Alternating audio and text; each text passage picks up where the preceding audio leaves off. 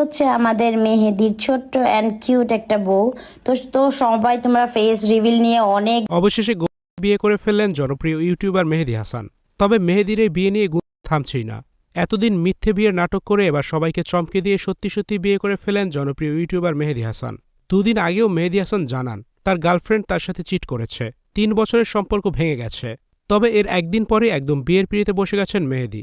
এবার বিয়েই করে ফেলেছেন জনপ্রিয় এই ইউটিউবার। প্রথমে সবাই ভেবেছেন মেহেদী এবারও প্র্যাঙ্ক করছে, তবে না, মেহেদী এবার সত্যি সত্যি বিয়ের পিড়িতে বসেছেন। তবে বিয়ে নিয়ে ধোঁয়া যেন কাটছে না। মেহেদী জানায় মেয়ে দেখতে গিয়েছিলেন, আর সেখানে মেয়ে এত পছন্দ হয়ে যায় যে আংটি পরিয়ে আসেন। তবে আসল কথা যেন সবাই লুকিয়ে যাচ্ছেন। মেহেদীর এটা প্রেমের বিয়ে, আগে থেকেই সবকিছু রেডি করা ছিল। আবার অনেকেই বলছেন মেহেদীর স্ত্রী মেহেদীর চেয়ে 3 বছরের বড়।